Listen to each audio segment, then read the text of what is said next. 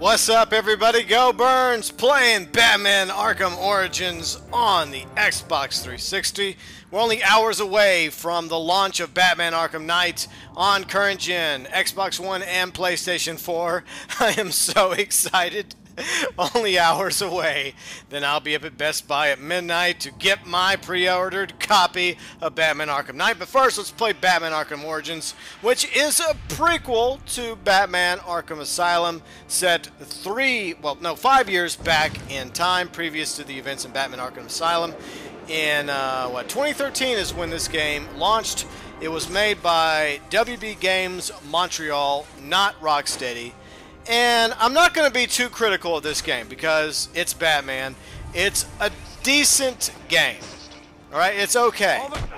But it's pretty obvious that this is, for the most part, and I hate to say this, an Arkham City clone. Now, to WB Games Montreal's credit, they did a decent job with Batman Arkham Origins.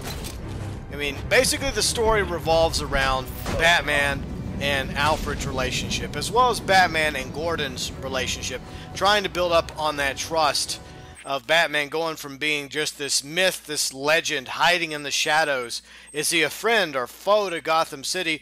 To one night, Black Mask putting a bounty on his head, sending several villains up against him, including Joker, Bane, Firefly, Deathstroke, Mad Hatter, Electrocutioner, Copperhead, Enigma, which later on becomes the Riddler, and of course Penguin, and many more. And this is one of the features I love about Arkham Origins: fast travel, from this point to that point across Gotham City, and of course back to the Batcave. So that's definitely a plus with WB Montreal, the quick travel method via the Batmobile. I think that's really cool, and hopefully we'll be able to do the same in Batman Arkham Knight, coming out in just a few hours. One thing I also liked about Batman Arkham Origins was the various crime scene investigations. I thought they did a very good job with the crime scene stuff. So there are some things that WB Montreal Games added to Batman Arkham Origins in an attempt to try and make Batman Arkham Origins their own and not completely a clone of Arkham City. But the problem is, as we beat the crap out of these goons and pound them left and right, you just get the feeling that this game is obviously an Arkham City clone. I hate to say that. And it doesn't necessarily mean that Batman Arkham Origins is a bad game, because it's not a bad game. It's a decent game. But it could have been better. It could have been capable of standing on its own if WB Montreal did a few things. And I'm sure they were pressured by the suits at WB and DC to make Arkham Origins as much like Arkham City as possible, because Arkham City was the most popular of the Batman Arkham games up until Arkham Knight, which I think is going to surpass Arkham City. Well, at least I hope it does, because Asylum and Arkham City are both awesome games, and Arkham Origins in its own right is a good game. So I don't want to be too critical. But the problem I have with Origins, this is my issue. It's not the writing. I think the writing is decent, even though you don't have Paul Dini at the helm. I thought the plot was pretty good, not bad. And it's not the issue with only some of the voice actors, like Nolan North returning as Penguin, and Troy Baker doing an excellent job as the Joker. And the actor that did Batman, the younger version of Batman, did a good job as well. It's not any of that. My issue with Batman Arkham Origins is continuity. I feel like that Arkham Origins really does retcon a lot of the mechanics that should not exist 5 years prior to Arkham Asylum. For example, I don't think that Batman should be capable of doing anything in Arkham Origins that he was unable to do in Arkham Asylum. I hope that makes sense to everyone out there that is a follower of the Batman Arkham series. I just believe that there are some things that Batman did in Arkham Asylum that was really good, and there were obviously things that he could not do in Arkham Asylum, which later was added in Arkham City. So it doesn't really make much sense. You go from being able to do all these things to having all these awesome gadgets, to all of a sudden not having the same gadgets in Arkham Asylum or abilities, and then all of a sudden you get those abilities back in Arkham City a year later after the events of Arkham Asylum. For example, the gliding ability. Now, Batman could do some gliding in Arkham Asylum. The Joker made sure of that. Then maybe it's time for a stronger prison. Maybe something surrounded by water. And the interrogation thing is another thing they brought over from Arkham City. Now, I don't have a problem with that, but going back to what we were talking about. Alright, sorry about that. Going back to what we were talking about, prime example is when I'm grappling with Batman, or when you grapple with Batman in Arkham Origins, Batman does not have the ability to catapult. Okay, in Arkham Asylum, he didn't have that ability. He didn't get that ability, that gadget, that toy, until Arkham City.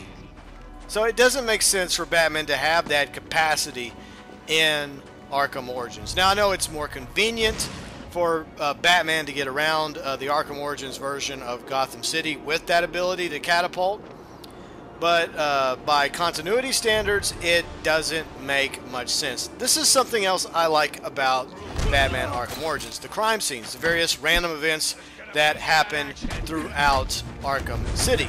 Now, that was one downside about Arkham Asylum. Once you were complete with the story mode, there was really nothing else left to do except for collect Riddler trophies. That's all you could do after you beat Joker in Arkham Asylum. There were no more baddies appearing on the island or respawning. So that's something that Rocksteady rectified in Arkham City.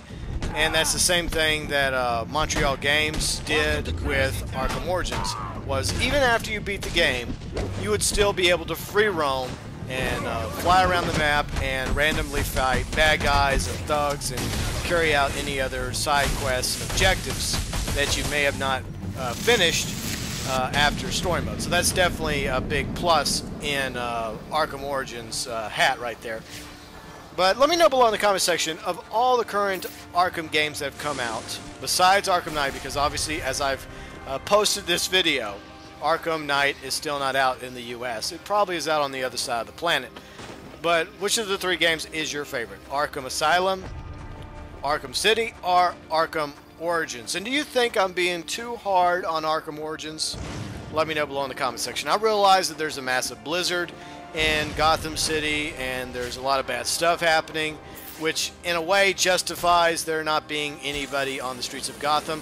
I'm not just talking about NPCs. It just feels like this map, this city, compared to Arkham City, is dead. Now, Arkham City is obviously smaller than Gotham City, but at the same time, Arkham City felt more alive than Arkham Origins does. I can't properly explain that, but I think you know what I'm talking about when it comes to the various issues. Another problem I have is that there's too many damn quick time events in this game. Now, I understand the need for some QT. I get it. I'm totally down with some QTs. But in Arkham Origins, they go over the top with the QT action. And if you've played Arkham Origins, you know exactly what I'm talking about. But at the same time, one thing I do like is the various unique gadgets they've added, like the electrocutioner's electro gloves that you eventually get as Batman. These are pretty cool. I still be able to beat the crap out of people and just spark them. These are nice. So yeah, I can understand why some gadgets exist in Arkham Origins that would not necessarily exist in Arkham Asylum or Arkham City. But I guess my vision, okay, let me explain my vision for Arkham Origins, is that I think it should be a lot more difficult to be Batman. You shouldn't be able to glide as Batman. Alright, here's another interrogation. And I'll get out again. I wouldn't count on it. And I think the voice actor, Package at my location ready for pickup. I think the voice actor who voices Batman here, even though he's not Kevin Conroy, I think he does a decent job. I mean, I've heard way worse voice actors voice Batmans in various animated series. And that's another thing I want to know. Who is your favorite voice actor to voice Batman? Is it Kevin Conroy? Is it, let's see, Peter Weller from the Batman Dark Knight movies, Part 1 and Part 2? Let's see, who are some other ones? I'm trying to think. What, Bruce Greenwood? Yeah, we don't need to go inside my alibi. I already took care of my alibi. Alright, we're going to go back outside. Okay. I think it is Bruce Greenwood, right? Because he was in Batman the Red Hood, Under the Red Hood, a great animated movie. He also voiced Batman in Young Justice, and of course he played Christopher Pike in the two reboot Star Trek movies. And who else? What? Jason Mora? Or am I wrong about that? Jason Mora? I don't really remember his last name. O'Mara. I think it's Jason O'Mara. He's done several Batman animated movies recently, like I think the two new Justice movies. What? Justice League War, then Justice League Throne of Atlantis. I think he also did, Batman and Son. I think he did Batman and Son, and then he did Batman versus Robin. Now that's off the top of my head. I didn't have that written down. So let me know below in the comment section of all the voice actors that have done Batman from, throughout all the various movies and TV series like Batman the Animated Series, Batman Beyond, The Batman, etc. Which has been the best? My pick is obviously Kevin Conroy. I'm sorry. I am a 90s child. I was born in the 80s, so I grew up loving Batman the Animated Series and Superman Animated Series and Justice League and Mask of the Phantasm. So naturally, I'm going to pick Kevin Conroy as the best voice of Batman. But you may have a different pick, so let me know below in the comment section. And I don't know. I mean, I like the effort that WB Montreal put into this game. That's one thing I will give them credit for, is that they tried to make Arkham Origins something different, something unique, something that stood on its own. And I realize that I'm guilty of, hold on, another interrogation. Don't hurt me like you did them other guys. I ain't like them. Tell me where you've hidden the information you've gathered for Enigma, and I'll think about it. Anything, please. Let's see. Okay, so where were we? Okay, we're going across one of the bridges in Gotham. I realized that they tried to make Arkham Origins unique in its own way, in its own right. It's not a bad game. But unfortunately, I think history is going to show that it was a clone of Batman Arkham City. And that's what most people remember it as. And it seems like most of those out there consider it not to be in alignment with the Batman Arkhamverse, like Batman Arkham Asylum, Batman Arkham City, Batman Arkham Knight, which is kind of a tragedy. But at the same time, I mean, despite the fact that I believe that WB Games Montreal did the best they could with Batman Arkham Knight, I mean, Batman Arkham Origins on the Xbox 360 and PlayStation 3, I think that a lot of it came down to money from the top, of course, WB and DC, desiring to get another Batman Arkham game out as soon as possible after the success of Batman Arkham Asylum in 2009, and of course the monstrous success of the sequel Batman Arkham City in 2011. And now, of course, coming up in just a few hours, so yeah, Batman Arkham Knight finally coming out after a long delay. That's right, because Batman Arkham Knight originally was supposed to come out in the fall of 2014, October 2014. Got pushed back to early June 2014, then got pushed back again to a couple weeks, and hopefully it'll be well worth the wait. And I believe in Rocksteady. I think they're going to do a fantastic job with Batman Arkham Knight. I know Enigma hired you to collect information. Where have you hidden it? Let me guess. If I talk, I get to keep my throat? Smart choice. Same old, same old. Alright, so another issue I have with the story of Batman Arkham Origins is I'm trying not to spoil anything in case you never played Batman Arkham Origins and you feel like going back and playing it, is they do put too much emphasis on Joker, which kind of became, I think, a somewhat of an issue in Batman Arkham City. Not that big of an issue, but that's one thing I'm happy about in Arkham Knight, is the fact that, from the demos at E3 a few days ago, they do make a point that, yes, Joker is dead. Just like in the little comics that are set after the events of Arkham City, Gordon and Batman bared witness to Joker being cremated. So Joker is gone. Ashes to ashes, dust to dust. He will not be in Batman Arkham Knight, unlike Batman Arkham Origins, which I thought he played too large of a role. I mean, that's just my opinion.